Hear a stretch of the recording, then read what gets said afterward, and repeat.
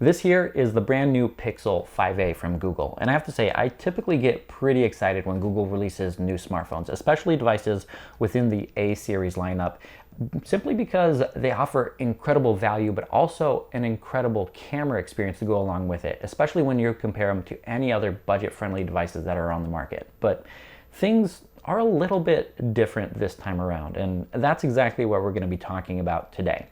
I'm Nick Gray, and this is my review of the Pixel 5a from Google. Okay, so what makes the Pixel 5a different than any other device that Google's released over the past couple years? Well, my issue is the confusion that I have over which device it's actually replacing, the $350 Pixel 4a or the $500 Pixel 4a 5G, which both launched last year about a month and a half apart from each other. The good news is the Pixel 5a is better than both of those devices and at a pretty reasonable price at $450. On the surface, though, we're getting pretty much more of the same, especially when it comes to the design. As you can see here, these devices are practically indistinguishable. It's as if Google started with the Pixel 4a, stretched it out a little bit, added that same camera module that you get on the Pixel 5 and the Pixel 4a 5G. Man, these names are confusing. And then calling it a day.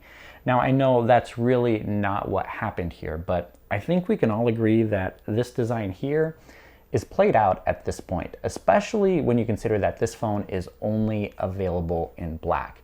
Now, I could give Google a pass if they offered a couple different color options here, but they definitely did not do that. The good news is there are some fun colored cases to go along with this phone if you want to spend an extra $30 or so on something like this.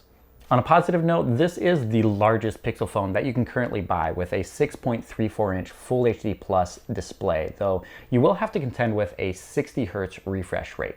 If you are looking to compare specs, that's about a half an inch larger than what we got on the Pixel 4a. And I'd have to say the quality of the panel itself, brightness, and viewing angles as well are pretty much on par with what we got on the 4a as well, with an 8-megapixel selfie camera peeking through the display right at the top, and also symmetrical bezels all the way around. But let's talk about the price of this phone really quick, because this is honestly the most contentious thing about this phone when comparing it to the devices it's supposed to be replacing.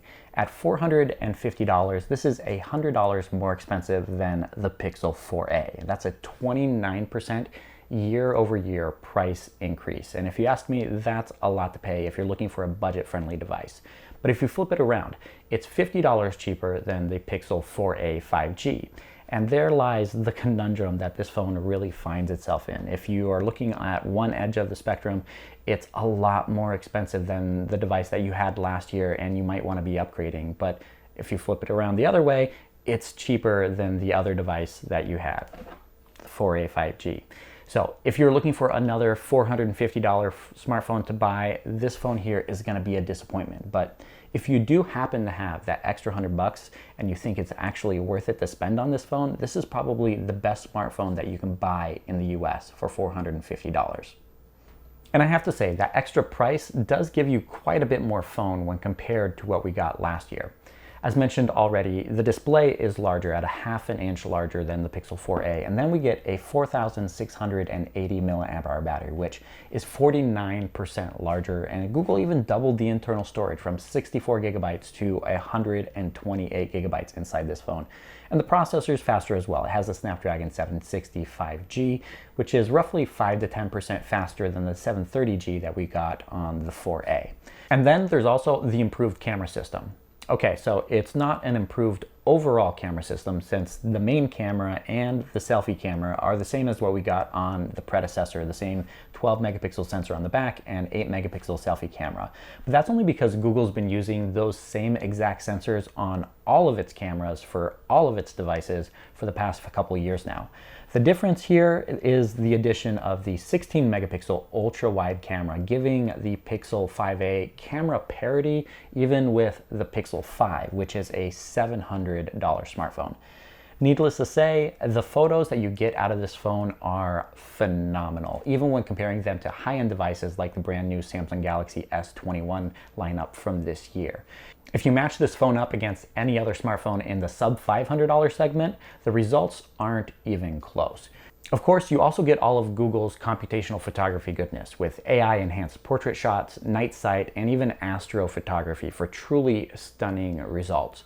When it comes to video capture, Google's devices really haven't done that great when matched up against flagship tier devices. But when you get 4K video capture that looks like this on a $450 smartphone, I really have no complaints.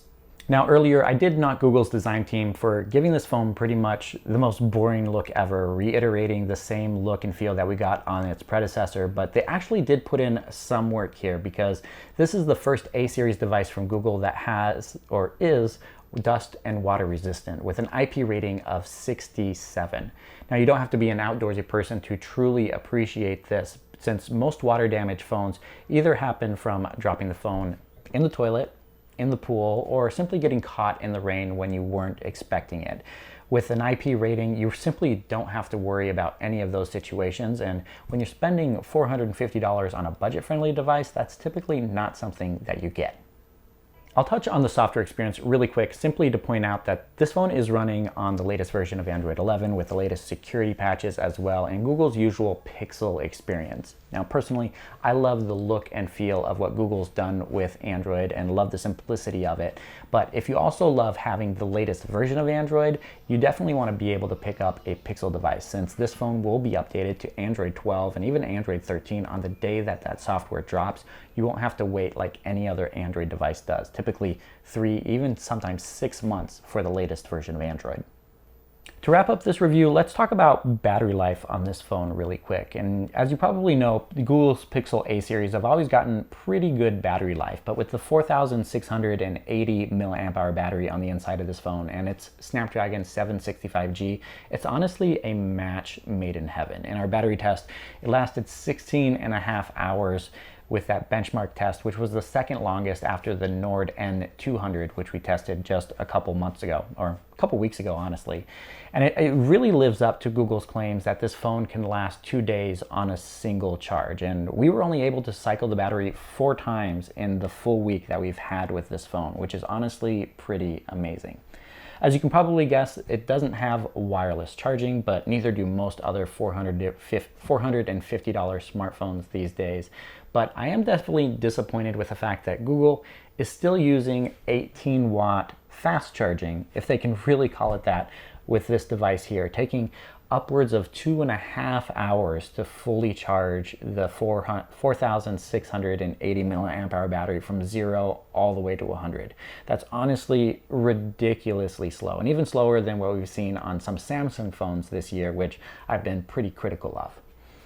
While I'm not quite as enthusiastic about this phone as I was about the Pixel 4a from last year, I have to say that it is a really, really good smartphone, especially for those of us in the US market, since we really don't have a great selection of amazing mid-range Android devices to choose from. The only real competition that the Pixel 5a has is the Samsung Galaxy A52, which is $50 more expensive and has a dramatically inferior camera system and software that's a little too bloated and perpetually out of date. Now, if I had to choose between those two devices, the obvious choice for me is going to be the Pixel 5a. And that's going to do it. Thank you guys so much for watching. If you want to see my upcoming camera comparisons between the Pixel 5a and the competition, make sure you subscribe to the channel and stay tuned for those. Thanks again, and I'll catch you in the next one.